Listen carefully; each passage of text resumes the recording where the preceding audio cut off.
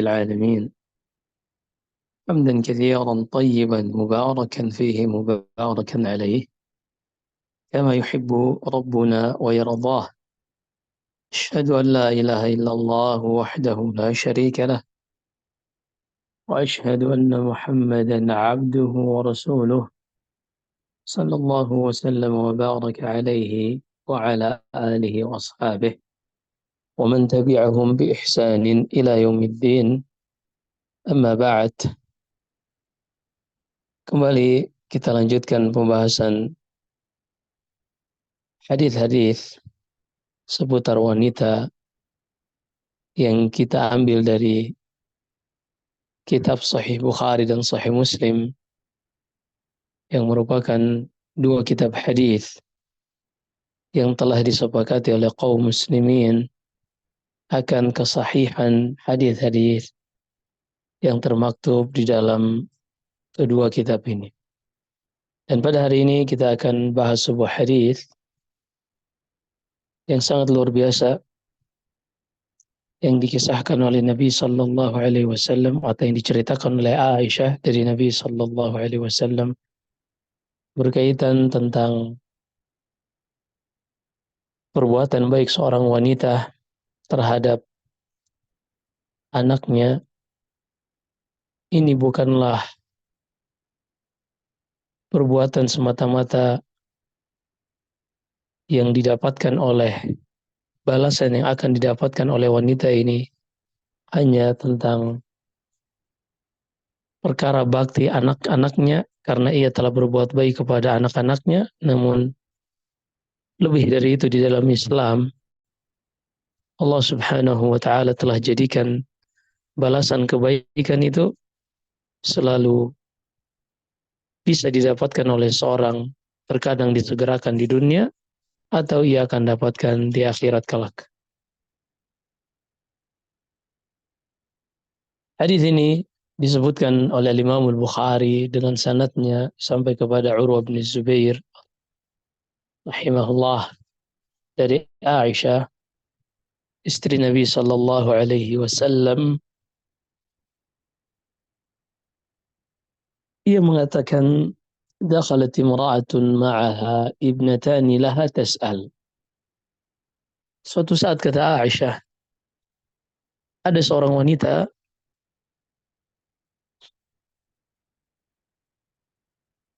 datang ke rumah Aisyah radhiyallahu anha bersama kedua anaknya. Ia datang untuk meminta sesuatu dari Aisyah, dari rumah Rasulullah sallallahu alaihi wasallam, berkaitan tentang kebutuhan pokoknya, yaitu kebutuhan makanannya.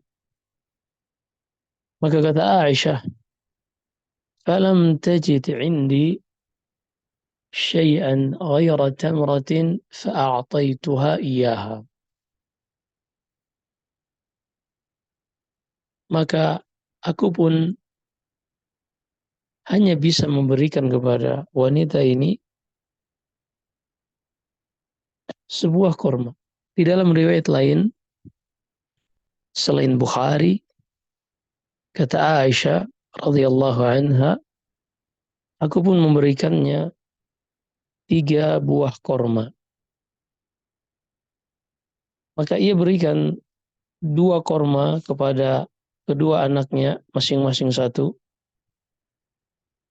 Karena begitu laparnya kedua anak ini, langsung dengan cepat melahap dan menghabiskan kurma yang diberikan kepada mereka. Sang ibu baru ingin memasukkan kurma ini ke dalam mulutnya, namun ternyata di kiri dan kanannya kedua anaknya sudah merengek untuk mendapatkan kurma tersebut. Saking lapar yang begitu hebat yang mereka rasakan, maka sang ibu ini melihat kedua anaknya merengek dan ia juga kelaparan. Sang ibu ini pun membagi 1 kurma yang seharusnya ia sudah masukkan ke dalam mulutnya, dibagi menjadi dua dan masing-masing setengah diberikan kepada anaknya, hingga akhirnya ia pun tidak memakan apapun dari korma yang diberikan Aisyah.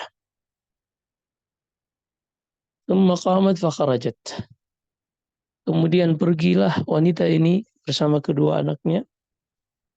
Fa'ajabani ma ra'aitu, kata Aisyah dalam riwayat lain, dan hal itu membuatku sangat takjub terhadap apa yang dilakukan oleh sang ibu ini. Fadakhala Nabi sallallahu alaihi wasallam.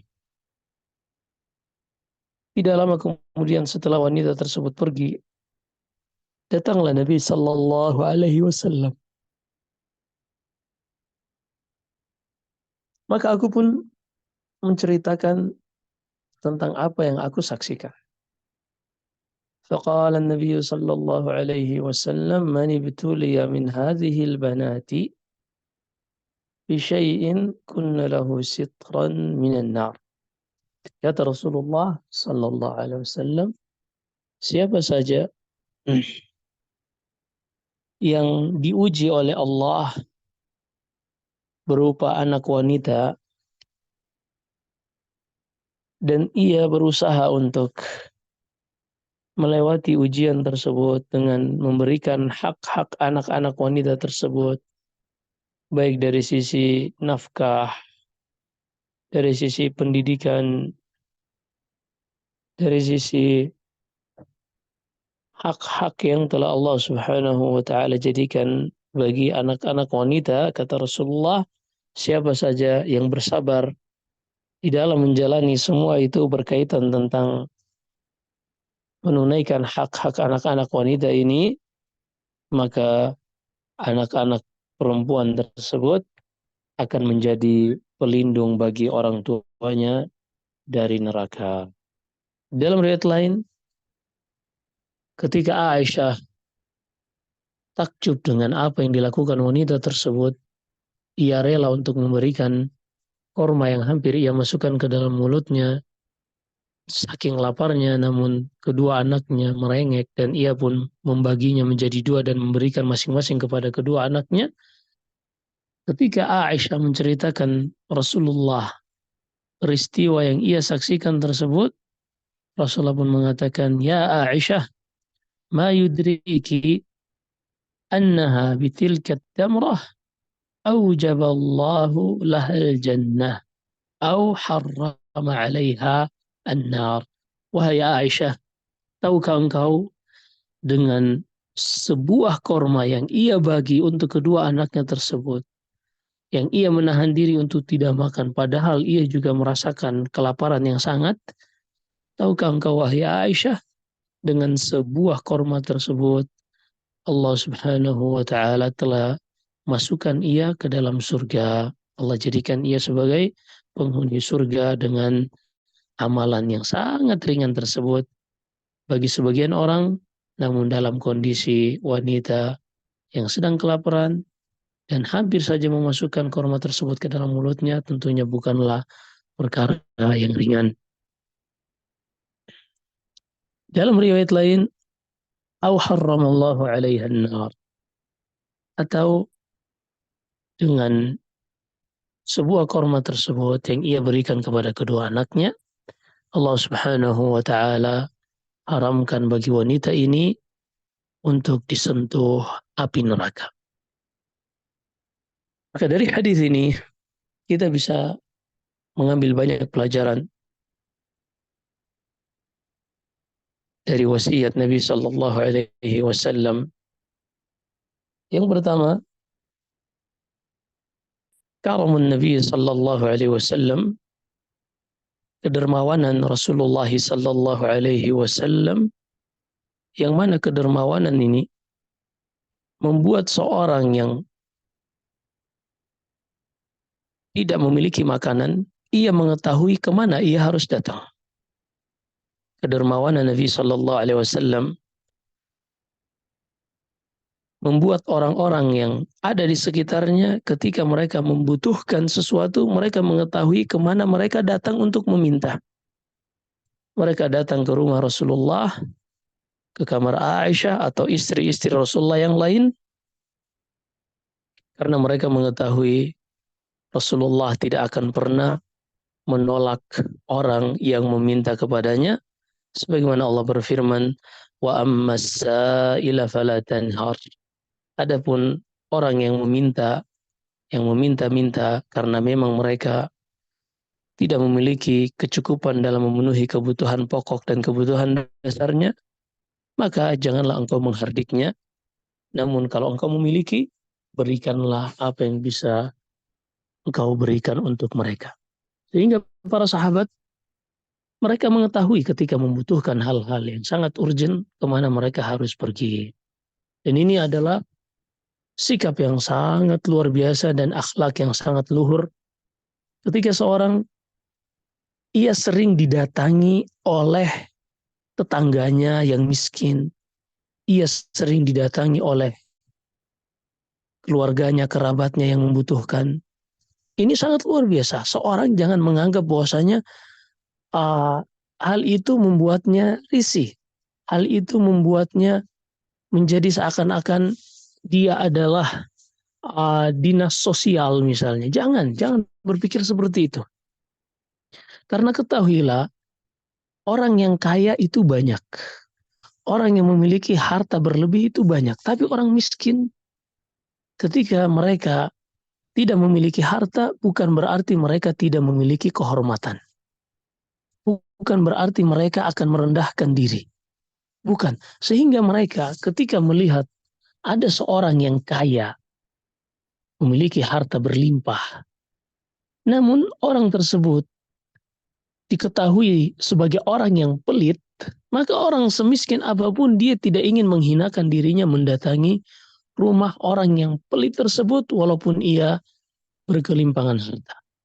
Sebaliknya, seorang miskin dia akan datang kepada rumah orang yang mungkin bukan kaya. Orang yang mungkin tidak berlimpah hartanya. Tapi ia tahu bahwasanya orang tersebut baik. Tapi ia tahu bahwasanya ketika ia mendatangi rumah orang tersebut, ia tidak akan dihinakan, ia tidak akan dicela. Ini kalau seorang memperhatikan kenapa kerabat kita datang ketika memiliki kebutuhan kepada kita, atau orang miskin dari tetangga kita ketika memiliki kebutuhan datang kepada kita, ketahuilah bukan karena kita satu-satunya orang yang kaya atau memiliki kecukupan, tapi mereka tahu bahwasanya dengan datang kepada kita, dari track record kita mungkin berkaitan tentang tidak pernah menolak orang yang membutuhkan, kalaupun kita tidak memiliki, kita tetap berucap yang baik atau memberikan syafaat, mengalihkan kepada orang lain yang bisa membantu orang tersebut. Maka ini Nabi Shallallahu Alaihi Wasallam adalah manusia yang paling hebat di dalam kita jadikan panutan dalam al-karam ini, kedermawanan. Dalam Sahih Bukhari, dalam hadis Anas bin Malik, Nabi Shallallahu Alaihi Wasallam kata Anas, ajwadun nas. Rasulullah itu manusia paling dermawan. Di antara bentuk kedermawanannya, jika seorang datang meminta sesuatu dan Rasulullah memilikinya, maka beliau tidak akan pernah menahan sesuatu tersebut. Rasulullah akan memberikannya. Ini akhlak yang sangat luar biasa yang patut kita tiru dari Nabi Sallallahu Alaihi Wasallam. Kemudian yang kedua, di antara pelajaran yang bisa kita petik adalah ketika memberi orang yang meminta, kita sesuaikan dengan kemampuan kita, dan jangan karena kita melihat bahwasanya apa yang kita miliki itu murah misalnya atau sedikit, kemudian kita malah menahan dari memberikannya kepada orang yang meminta. Karena mungkin bagi kita 3 biji kurma sesuatu yang sangat remeh, sesuatu yang tidak ada nilainya. Tapi bagi orang yang belum makan, itu adalah perkara yang sangat berharga dan dicari oleh mereka. Maka jangan pernah kita meremehkan sesuatu di dalam memberikan apa yang bisa kita berikan. La tahqiranna minal ma'rufi syai'a. Kata Nabi Sallallahu Alaihi Wasallam, jangan pernah engkau meremehkan kebaikan sekecil apapun. Kemudian di antara yang bisa kita petik pelajaran dari hadis ini, bahwasanya meminta-minta itu, jika memang untuk memenuhi kebutuhan dasar, kebutuhan pokok, seperti seorang misalnya, ia sudah berusaha, ia sudah bekerja, namun hasilnya belum mencukupi kebutuhan pokok dan kebutuhan dasarnya, maka tidak mengapa baginya untuk meminjam mungkin. Kalau tidak ada yang meminjamkan, ia meminta sesuai kadar yang ia butuhkan, maka ini bukanlah minta-minta yang tercela. Kemudian di sini juga, di dalam hadis ini juga kita bisa mengambil pelajaran bahwasanya kehidupan Rasulullah adalah kehidupan yang sederhana dan beliau orang yang tidak pernah menumpuk harta. Sebagaimana ucapan Aisyah dalam hadis ini, "Falam tajid indi syai'a ghaira tamrah." Wanita tersebut ketika datang ke rumah Rasulullah di tempatnya Aisyah, ia tidak mendapati sesuatu kecuali korma. Itu pun jumlahnya hanya 3 butir.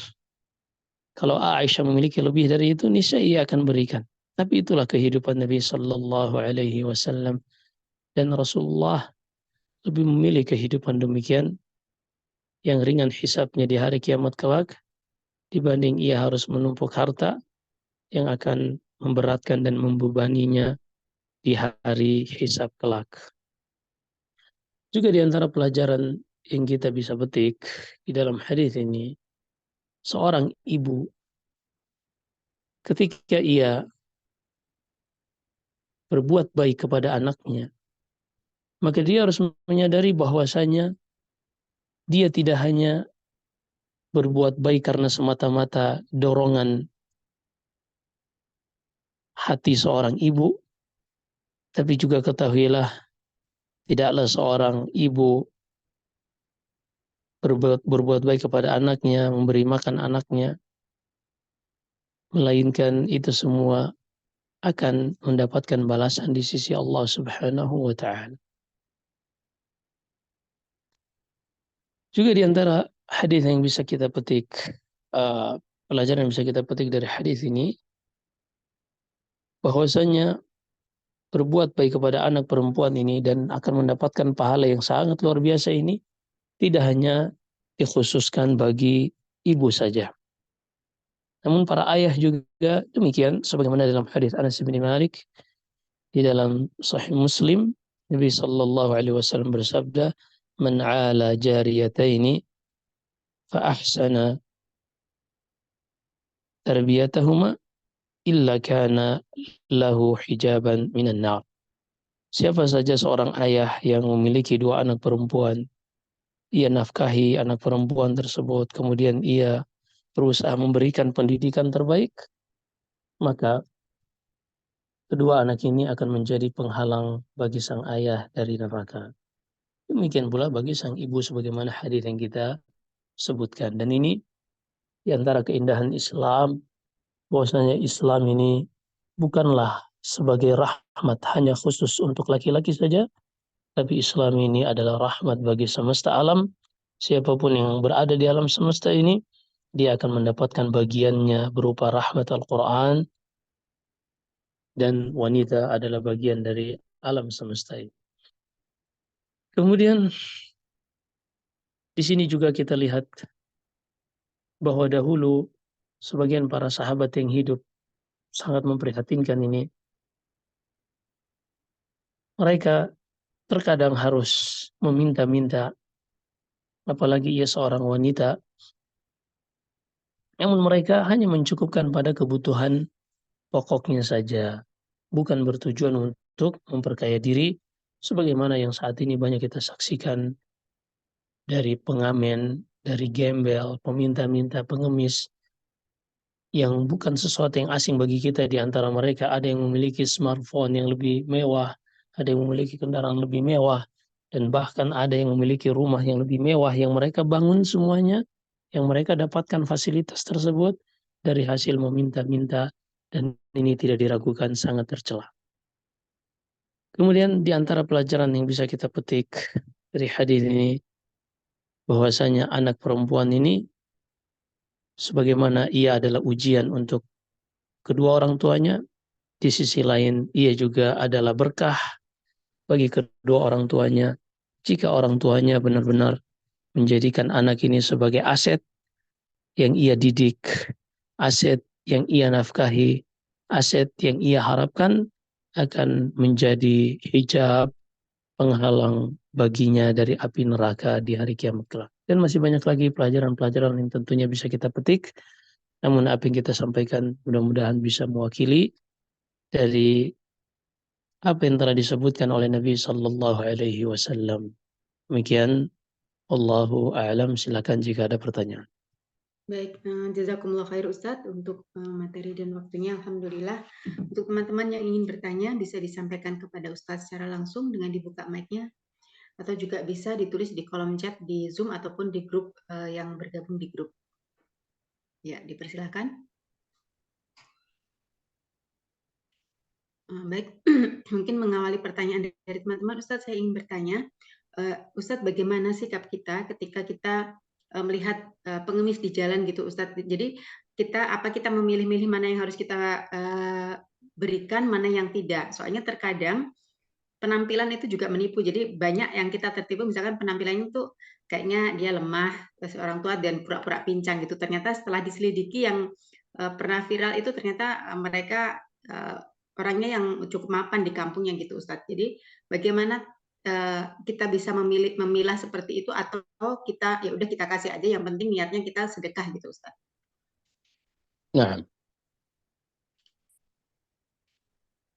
pengamen di jalanan, pengemis, gembel, khusus di negara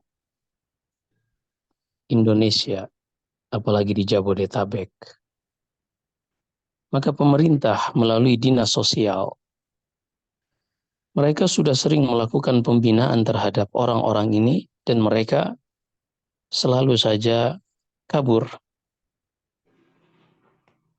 Kecuali ada beberapa yang memang secara betul-betul memiliki kebutuhan, namun ini sangat sedikit.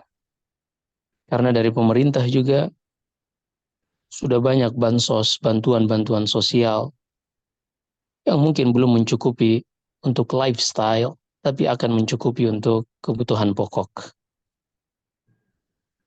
Mungkin saja ada yang kebutuhan pokoknya lebih dari apa yang diberikan pemerintah, tapi tentunya tidak semasif yang kita saksikan seorang meminta-minta setiap hari, dari pagi sampai malam berada di tempat tersebut untuk meminta-minta, yang ketika mereka ditanya, para pengemis ini, para pengamen, bahkan ada yang pemasukannya sehari antara 700.000 sampai 1 juta.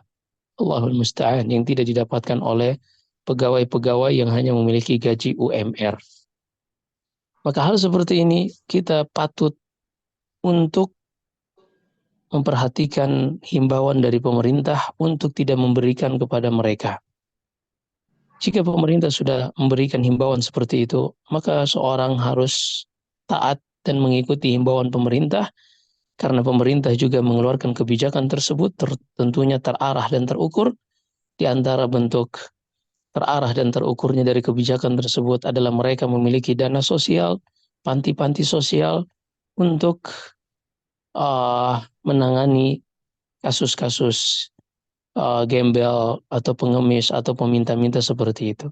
Maka kalau seperti ini kondisinya, ketika pengemis tersebut kita tidak kenali, bahkan indikasinya mereka itu adalah sindikat pengemis yang memperkaya diri, maka seorang tidak boleh memberikan kepada mereka. Dan khusus untuk pengamen, seorang tidak boleh memberikan apapun kepada pengamen, karena di antara profesi yang para ulama ijma' akan keharaman dari hasil yang didapatkan dari profesi tersebut, para ulama menyebutkan ada 4 setidaknya. yaitu upah yang didapatkan oleh dukun, kemudian mahar yang didapatkan oleh seorang pelacur, dan juga uh, upah yang didapatkan oleh seorang penyanyi. Disebutkan hal ini oleh Syekh Muhammad Al-Amin Asy-Syanqiti rahimahullah. Maka jika kita memahami kondisinya seperti ini, maka pengamen tidak boleh kita berikan secara mutlak. Adapun pengemis, kita melihat kondisinya. Jika kita mengenal ia dan bukan seorang yang meminta untuk memperkaya diri, maka sangat dianjurkan untuk memberikan kepada orang tersebut. Namun kalau kita ketahui seperti kondisinya di lampu merah, di traffic light, atau di tempat-tempat umum yang mereka kebanyakannya orang-orang melakukan hal tersebut untuk memperkaya diri, maka tidak memberikan kepada mereka adalah bentuk ketaatan kepada pemimpin, kepada pemerintah. Demikian Allah. Baik. Jazakumullah khair Ustadz. Pertanyaan selanjutnya, Assalamualaikum Ustadz, izin bertanya, jika seorang sekedar memberitahu kita bahwa SPP anaknya belum dilunasi, apakah kewajiban kita membantu atau paling tidak kita atau jika kita berdiam diri tidak bertanya lanjut, bagaimana Ustadz hukumnya? Baik.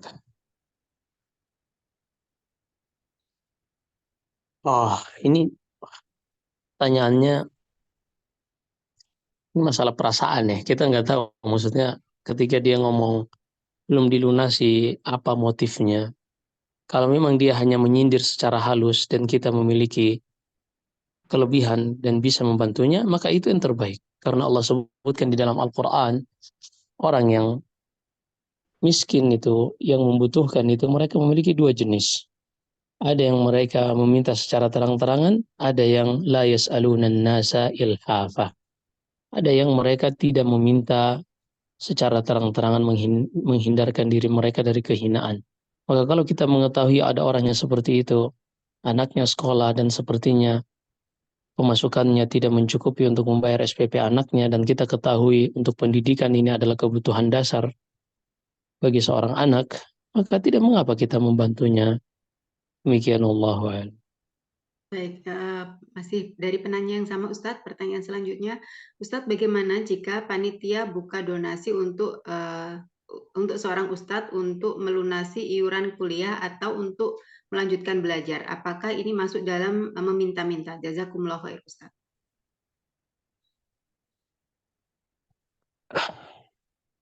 Kalau memang sang ustadz tersebut yang sedang belajar, dia seorang yang miskin, maka sebaiknya diambilkan dari harta zakat. Karena di antara 1 dari 8 asnaf yang berhak menerima zakat adalah al-fuqara wal masakin. Maka ustadz tersebut diberikan saham dari miskin atau fakir dan bukan dari fisabilillah. Tapi kalau seandainya ada orang yang ingin menjadi pemberi syafaat, artinya dia menggalang donasi bukan untuk dirinya, tapi untuk ustadz tersebut, walaupun ini sebenarnya sangat tidak direkomendasikan. Sangat tidak direkomendasikan, apalagi kita harus lihat dulu apa kuliah yang sedang dilakukan oleh orang tersebut. Apakah kuliah yang sedang ia lakukan adalah kuliah yang benar-benar untuk kebutuhan umat, sehingga umat yang ada di kampungnya misalnya sangat membutuhkan kepulangannya, maka ini sangat dianjurkan untuk dilakukan ta'awun untuk membantu ustadz tersebut. Tapi kalau seandainya ustadz tersebut kuliah hanya untuk mendapatkan ijazah dan setelahnya ia akan mencari pekerjaan, sebagaimana yang kami saksikan di banyak kasus-kasus, maka seperti ini tidak pantas. Ini termasuk meminta-minta yang tercela. Maka dilihat kepada kondisi hajat dan kebutuhannya. Kita tidak menghukumi secara mutlak itu adalah meminta-minta yang menghinakan, tapi kita juga tidak menutup kemungkinan itu adalah syafaat jika memang seorang misalnya dari daerah kristenisasi dan ia tidak mampu untuk kuliah di sektor di fakultas-fakultas agama Islam misalnya, Maka yang seperti itu kewajiban bagi kaum muslimin untuk mereka menyiapkan dana agar ustadz tadi bisa menuntut ilmu. Sebagaimana Allah berfirman di dalam surat At-Taubah, "Wa ma kana al-mu'minuna liyanfiru kaffah, falawla nafara min kulli firqatin minhum ta'ifah liyatafaqahu fid din wa liyunziru qaumahum idza raja'u ilaihim la'allahum yahdharun." Janganlah kaum muslimin itu semuanya ikut terjun ke medan jihad. Hendaklah mereka membagi menjadi dua faksi, dua kelompok. Kelompok yang pertama pergi untuk berjihad, kelompok yang kedua pergi untuk menuntut ilmu. Maka ketika ada perintah di sini, kewajiban bagi kaum muslimin untuk membagi ketika terjadinya ada perang, ada kelompok yang berjihad dengan fisik dan ada kelompok yang berjihad dengan menuntut ilmu.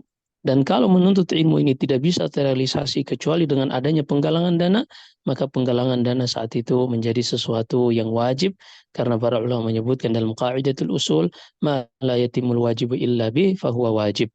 Sesuatu yang tidak mungkin kewajiban bisa terpenuhi kecuali dengannya, maka sesuatu tersebut menjadi wajib juga sebagai hukum taba', hukum yang mengikuti.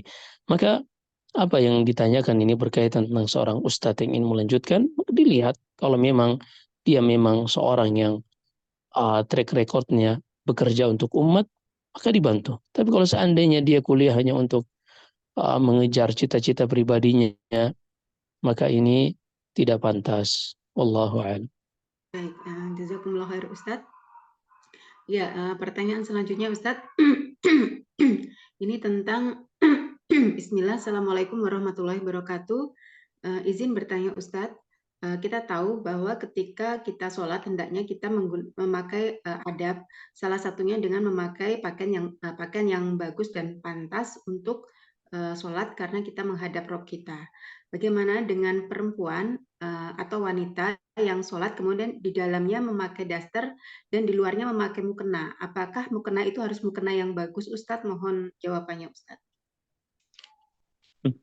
Nah, jadi kondisi seorang muslim itu ada kondisi cukup dan ada kondisi maksimal, kondisi ideal. Yang kondisi yang cukup ini adalah yang memenuhi syarat-syarat salat. Dan di antara syarat salat adalah satrul aurah. Kata Nabi sallallahu alaihi wasallam dalam hadis Asma binti Abi Bakar, "Ya Asma, innal mar'a idza hadat lam yuqbal minha salatun illa bi khimar."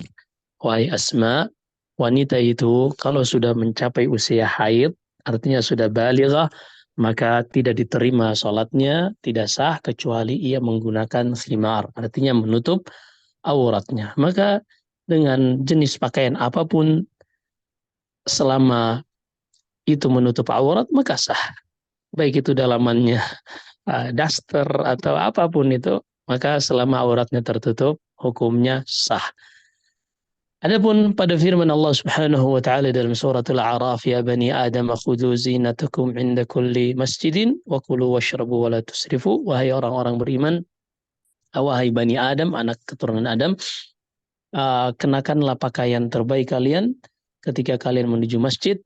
Maka ini adalah hukum yang ideal. Kalau seorang bisa melakukannya, maka itulah yang terbaik. Tapi kalau ia tidak bisa, maka dia harus tetap memenuhi kondisi paling minimum, yaitu menutup auratnya. Demikian Allah Ta'ala. Ya, baik. Jazakumullah khair Ustadz. Pertanyaan selanjutnya, ini saya bacakan yang masih berurutan dengan pertanyaan sebelumnya tadi. Bagaimana di WhatsApp pesantren-pesantren yang meminta-minta sumbangan setiap hari dan banyak pesantren yang tidak jelas hukumnya. Jazakumullah khair Ustadz. Maksudnya pesantren yang meminta yang tidak jelas hukumnya bagaimana Ustadz? Nah, kita tahu bahwasanya di zaman sekarang banyak modus-modus yang digunakan dengan membawa-bawa nama agama untuk memperkaya diri atau untuk mendapatkan fasilitas. Dan ini bukan hanya omong kosong. Apa yang kita sampaikan ini terjadi beberapa tahun yang lalu, sebuah organisasi filantropi yang sangat besar, yang internasional, yang mana kaum muslimin mereka berusaha bahu-membahu untuk memberikan sumbangan sedekah dan donasinya dikarenakan iklan-iklan yang mereka buat sangat fenomenal, membantu saudara-saudara kita di Palestina, di Somalia, dan banyak lagi. Bendera mereka ada di mana-mana. Ternyata di dalam kepengurusan mereka membuat mobil-mobil dinas dari yang sangat mewah, yang bahkan orang kaya pun mikir untuk membeli mobil semewah itu kalau ada yang di bawahnya dengan harga yang murah cukup. Tapi mereka dengan menggunakan donasi kaum muslimin ini justru memperkaya diri dan untuk mempernyaman diri. Maka dari sini juga kaum muslimin harus banyak belajar untuk mengetahui kemana mereka sedekahkan dananya, karena kita masih banyak dari saudara-saudara kita yang membutuhkan, dari masjid-masjid kita yang membutuhkan, pesantren-pesantren kita yang benar-benar mendakwakan Islam, mengajarkan tentang agama Allah yang mereka sangat membutuhkan.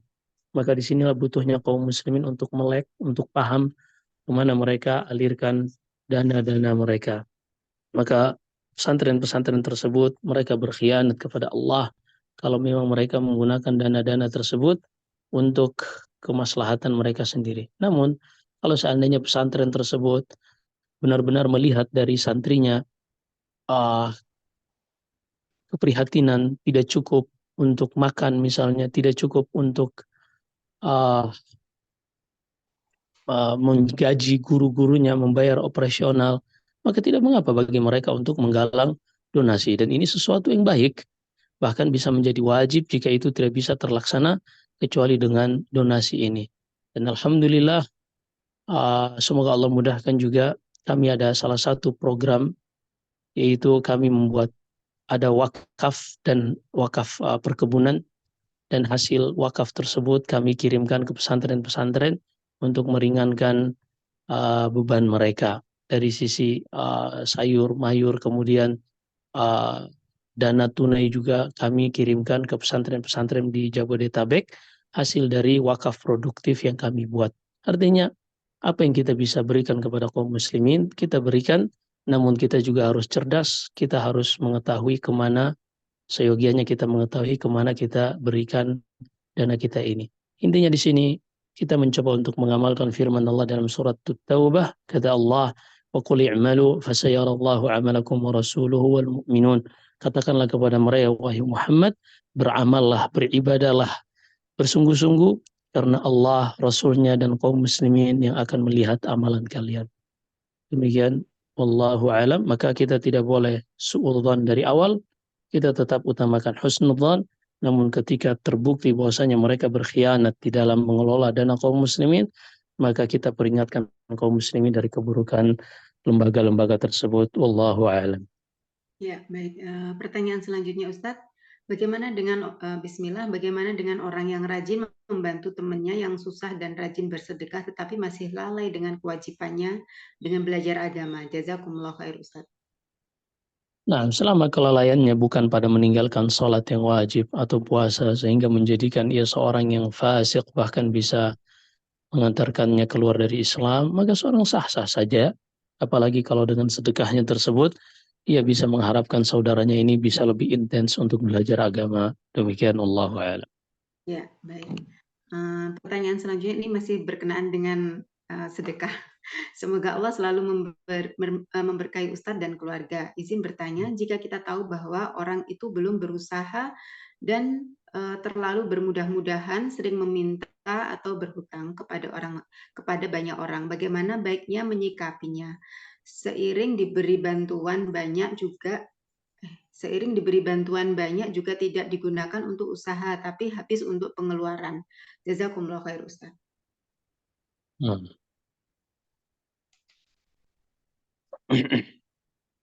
Disebutkan tentang orang yang ia masih memiliki kekuatan, masih memiliki waktu, kemampuan, apalagi masa muda. Mereka ini tidak boleh diberikan zakat, sebagaimana disebutkan dalam Sahih Sunan Abu Dawud, bahwasanya Nabi Shallallahu Alaihi Wasallam mengatakan, wala hadza fiha li ghaniyin wala li qawiyyin muktasib. Zakat ini tidak boleh diberikan kepada seorang yang dia masih kuat dan masih bisa bekerja. Artinya dia belum berusaha, langsung meminta-minta karena ia melihat itu lebih gampang, lebih enteng. Maka orang seperti ini harus dididik, diberi pelajaran dengan tidak memberikan kepadanya apa yang ia minta.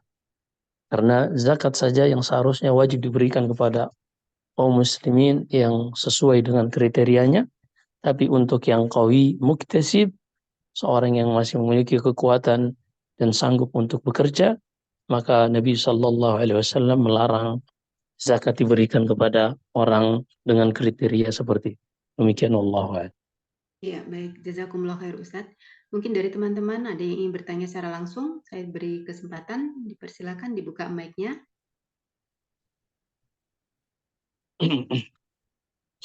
Ya, Ustadz ini jika tidak ada pertanyaan yang langsung, ini Ana izin bertanya Ustadz.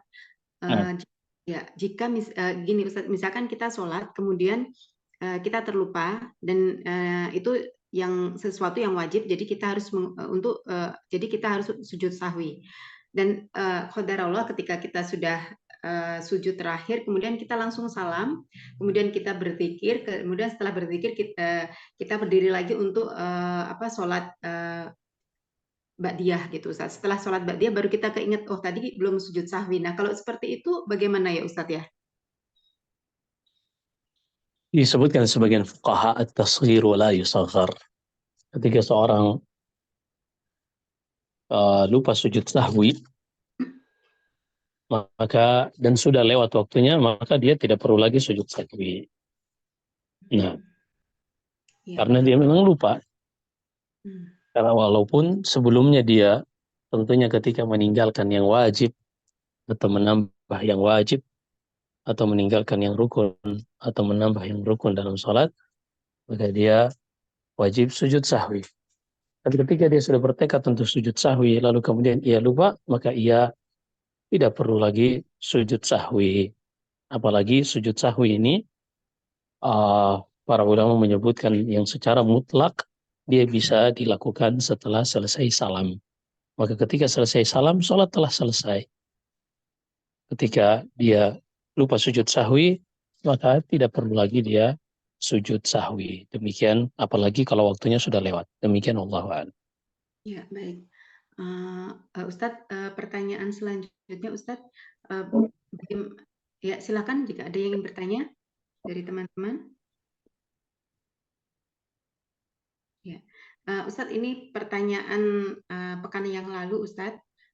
Bismillah, Assalamualaikum warahmatullahi wabarakatuh. Afwan Ustadz izin nasihatnya. Teringat dengan pertanyaan pekan yang lalu tentang ketika kita tidak melayani suami karena posisinya suami Ana poligami, dan ketika awal suami Ana memutuskan untuk poligami, Ana sudah bersepakat ada perjanjian dengan suami kalau Ana tidak mau melayani lagi karena saya merasa geli dan jijik. Dan suami dengan ikhlas menerima. Bagaimana ini hukumnya Ustadz kalau keduanya, terutama suami saya sudah ridho? Apakah itu Ana tetap berdosa Ustadz? Jazakumullah khair.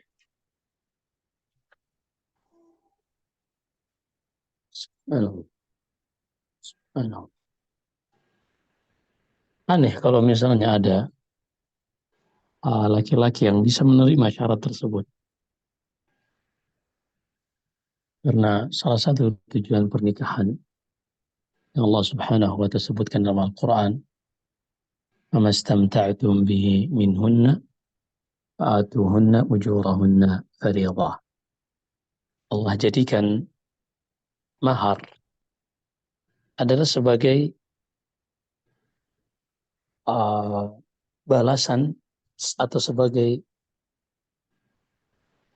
muqabalah atau muqabil dari halalnya seorang laki-laki untuk berhubungan dengan wanita. Maka kalau seandainya ada syarat yang seperti itu, yang merupakan hak suami, dan sang suami setuju, maka suami tersebut telah menggugurkan haknya dia. Suami tersebut telah menggugurkan haknya dia. Dan di dalam agama kita, al-muslimun ala syurutihim. Setiap muslim itu terikat dengan syaratnya sendiri. Namun seorang wanita, dia harus paham sebenarnya bahwasanya hidup ini kita tidak selalu berada dalam kondisi ideal. Kita tidak selalu berada dalam kondisi maksimal. Kita akan melewati hidup ini kadang di atas, kadang di bawah, kadang senang, kadang susah. Maka ketika Allah Subhanahu wa taala telah membukakan bagi kita di dalam syariatnya perkara-perkara yang boleh, maka jangan kita mempersempit diri kita dengan hanya masalah perasaan, masalah ego, masalah gengsi. Ini sangat disayangkan. Apalagi berkaitan tentang perkara yang Allah Subhanahu wa taala sudah jadikan di dalam syariatnya. Ketahuilah, tidaklah Allah Subhanahu wa taala mensyariatkan sesuatu melainkan di balik syariat tersebut terdapat hikmah yang sangat luar biasa. Hanya saja terkadang kita tidak mengetahui hikmah yang ada di balik syariat tersebut. Akal kita terlalu pendek untuk bisa mengetahui hikmah dari apa yang Allah Subhanahu wa taala syariatkan. Maka sangat disayangkan sebenarnya seperti itu, karena perkara yang Allah Subhanahu wa taala sudah halalkan, lalu seorang wanita membuat syarat seperti itu dan ia tidak mengetahui apa yang akan terjadi ke depan. Dan seorang wanita sebagai manusia pasti ia memiliki kebutuhan biologis. Jangan sampai syaitan datang karena dia sudah membuat syarat seperti itu hingga membuatnya terjatuh ke dalam perkara-perkara yang tidak terpuji, sesuatu yang justru akan menjatuhkan ia ke dalam perkara maksiat ataupun yang lainnya. Karena yang namanya manusia, selama dia masih sebagai manusia, kebutuhan biologis, cenderungan kepada lawan jenis, ini perkara yang tidak bisa dihindari. Maka qadar Allah, hal yang seperti itu seharusnya wanita bersabar dan berusaha untuk mengambil ibrah sehingga ia mendapatkan pahala atas kesabaran ujian dari Allah Subhanahu wa taala, dan jangan sekali-kali ia mengharamkan atau menghalangi dirinya dari apa yang Allah Subhanahu wa taala sudah bolehkan. Dan saya nggak bisa berkomentar banyak tentang hal ini. Intinya kalau suami sudah setuju, maka dia telah menggugurkan haknya, dan ini kembali kepada sang suami. Demikian Allah. Ya, baik. Jazakumullah khair Ustadz untuk penjelasannya. Dari teman-teman mungkin ada yang ingin bertanya, pertanyaan terakhir mungkin dipersilakan dibuka mic-nya.